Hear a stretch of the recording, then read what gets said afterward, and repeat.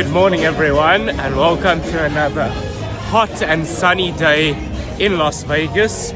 I'm very amped up and excited for today, as we have got day 3 of the main event.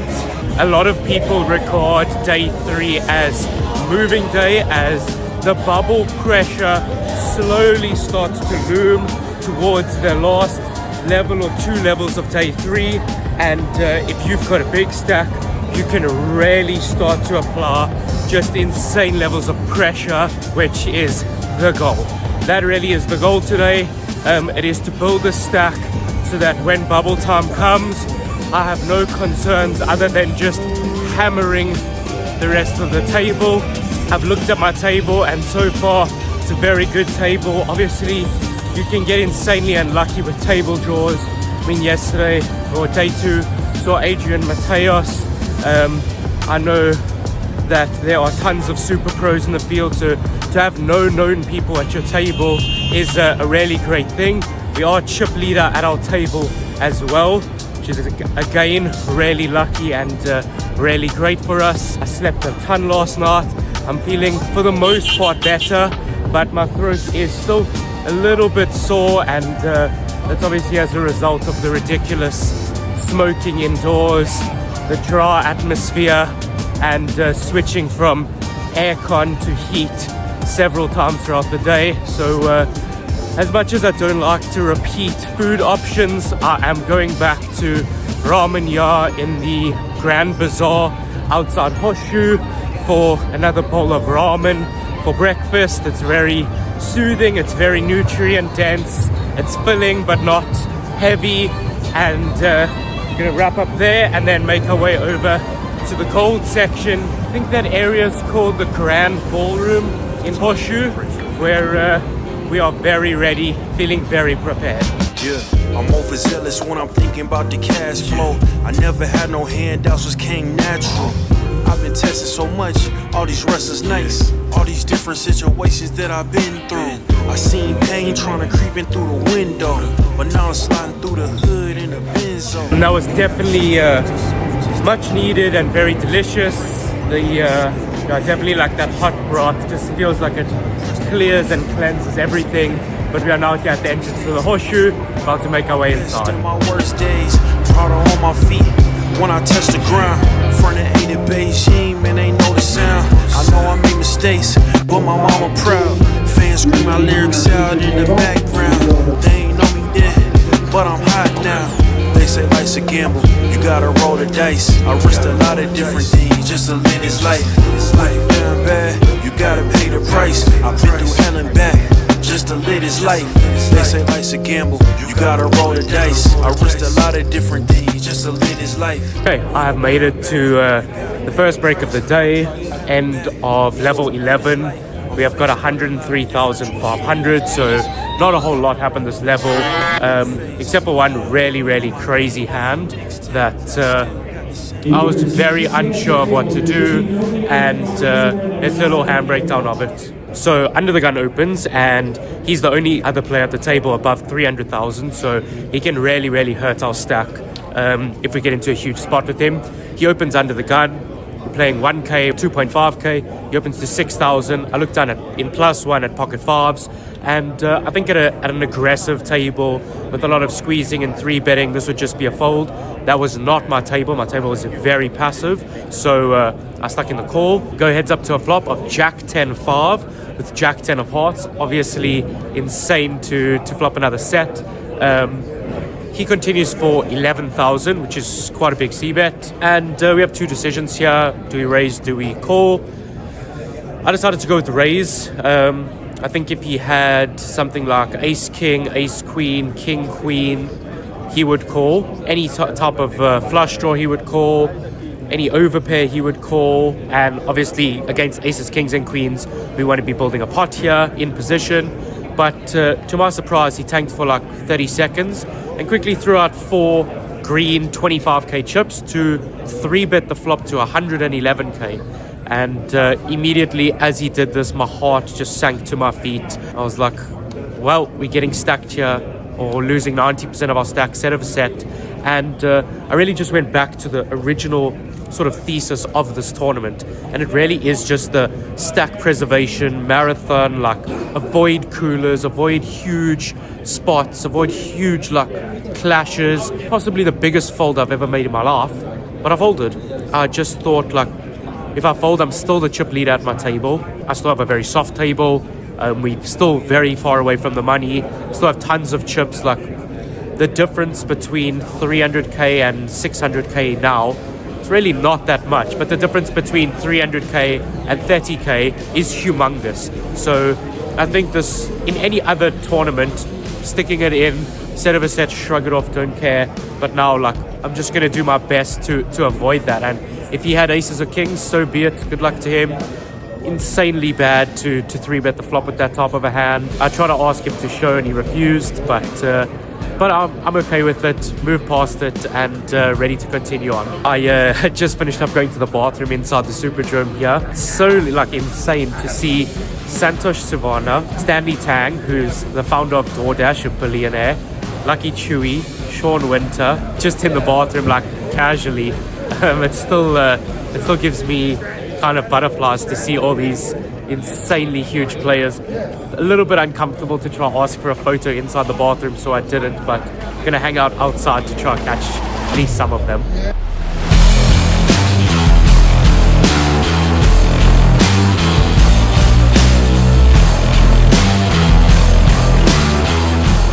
Got Phil Helmuth right here behind us, busy taking naps in between hands on the stream feature table.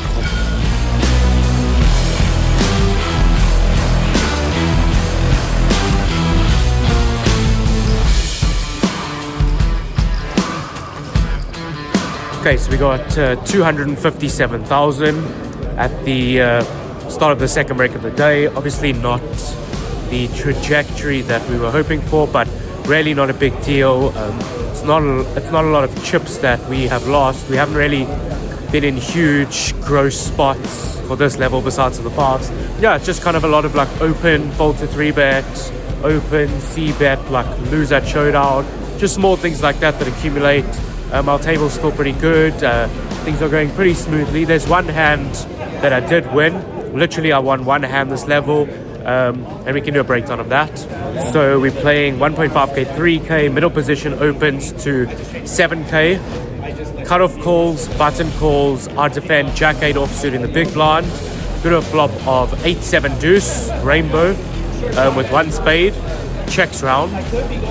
Turn 6 of spades, and I think that a lot of the open enders come from cutoff and button, and they may have stabbed that on the flop. So I kind of want to mix a bit of protection with a bit of value with my hand.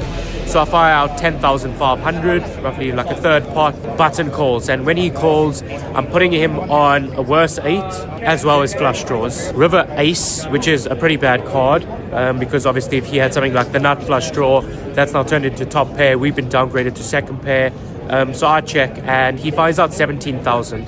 And when he did this, I was pretty confident that he would have bet bigger with aces up if he had something like ace-7 that would have taken this line. So I really thought that he had something like queen jack of spades, jack-10 of spades, with 2 overs and a flush draw to the board. I called and he had king queen of spades. So that was a good pot to take down, but headed back for another level and hopefully it goes a bit better. It's genuinely the first time in this tournament that I've been actually tilted.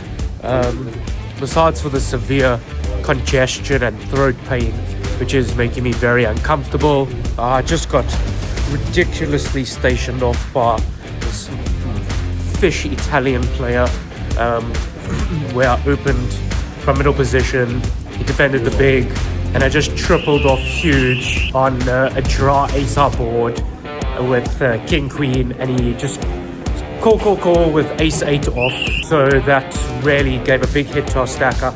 I was so confident he had a weak ace and would fold. So few people in this field are capable of bluffing it off there, and you just call top pair, no problem. So we are down to 228, averages 297. coming back to 3K, 5K. Gonna walk through the sea of people now to go find some food, relax, just de-tilt or untilt, and come back really prepared. The players are dropping like flies, so it might look likely that the bubble or the hand for hand is going to actually start tonight, which is very early for the main event. But for now, let's just make it through the crowds, cover our nose within the smoke-filled casino, and get some food.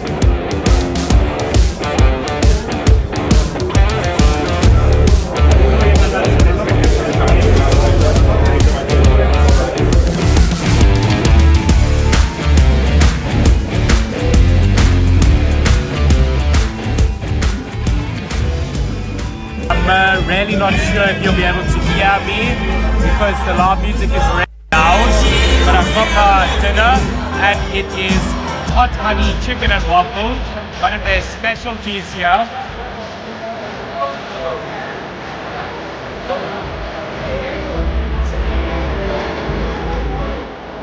And, ready to tuck in and devour this thing. Okay, so the review definitely was very nice, quite hot, so helped sort of flush out the sinuses a bit, but very expensive. The prices, I mean, I've only been coming, this is only my second time in Vegas, and I can tangibly see the price gouging or like tourist inflation that they're charging here. It's really getting a bit insane. I mean, like the bill comes, the tipping, like the suggested tipping starts at 20%. In South Africa, that doesn't exist. Tipping is a flat 10% everywhere, and the waiters are very appreciative of it. Here, 20% or less, and they wish they spat in your food. I went over some 50 big blinds and less pre-flop stuff because now pressure's starting to build a little bit. We've got a very big stack, aggressive, fairly decent Brazilian at our table. Luckily I have position on him. We're a bit less comfortable than we were before the triple barrel fish hero call situation, so gonna be a bit more cautious, definitely RCM aware. There's 500 people to the money, so I think there's a very good chance that hand for hand will start tonight. Not sure if we will reach it into the money stage because hand for hand can last a level or two easily, and now that we're back for dinner, we've only got 2 more levels left of the day.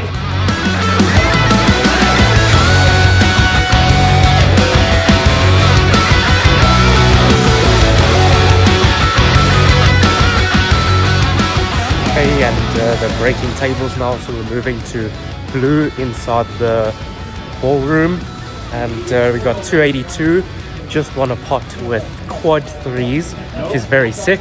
Hopefully our new table is even better. Finally, we got some positive momentum. I'm really excited to say that I have 475,000.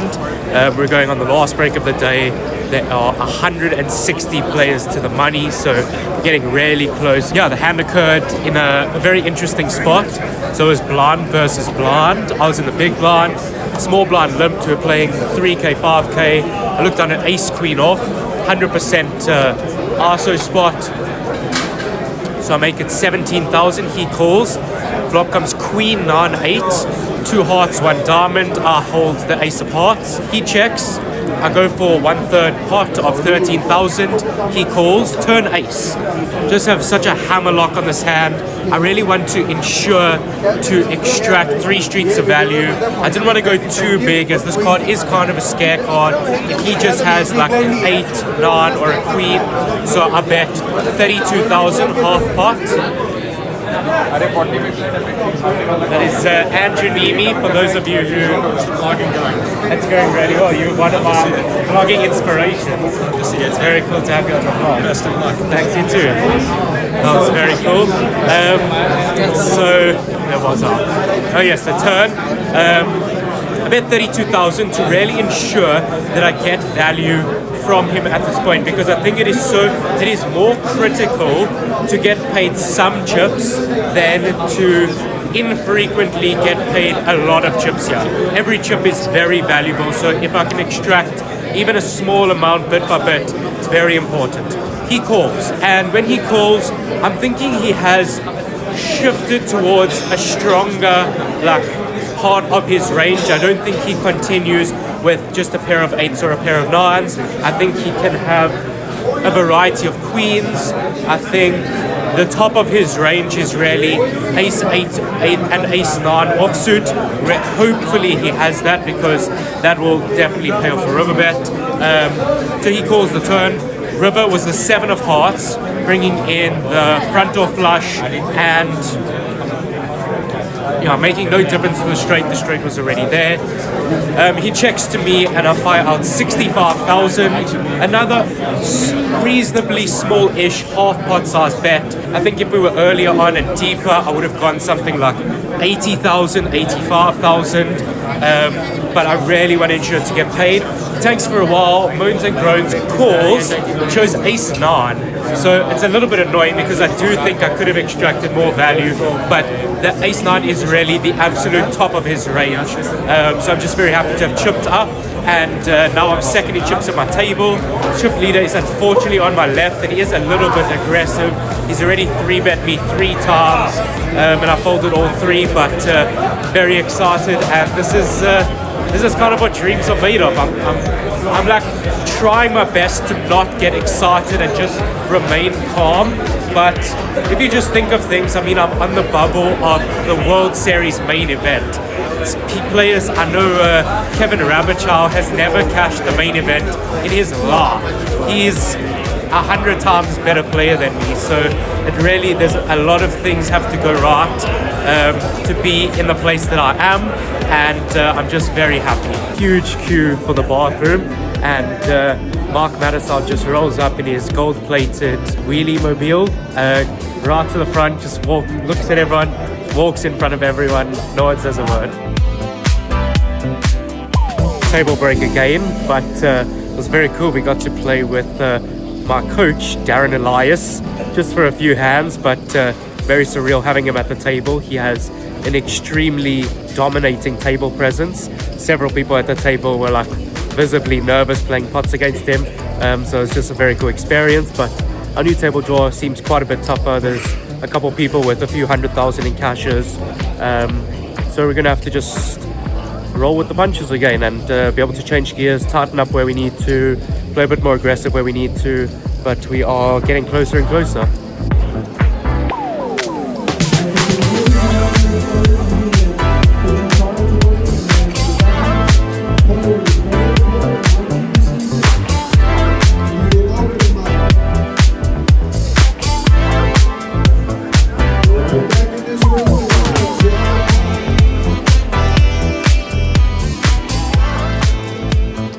A wrap on day 3 of the main event. We have bagged. We started the day with 319,000. I have 317,000. So that just really highlights the extremely stagnant, shall I say, semi-roller coaster of a day that we were on. It kind of just did this the whole day. We were up to 475. Then I lost a very frustrating 3-way pot that can do a hand breakdown in a bit, but I'm just so excited to be able to say that I've made it to day 4 of the main event. We are 19 players away from the money, which I suspect will go very slowly. The players sort of dropped off very quickly today. The bubble may take a level, may take 2 levels, but just very excited. I have slightly below average, but in average is like 60 big blinds. The structure is just so insane that you just always have chips. So we're going to be playing very RCM aware up until we reach in the money stage, or if we reach in the money stage. But yeah, just very excited, and the only thing I want to do now is get home, get showered, get ready for bed and rest. I know it's going to get extremely exhausting. I'm already tired. It's been a 12-hour day, and you can do a handbrake down when I get back to the room.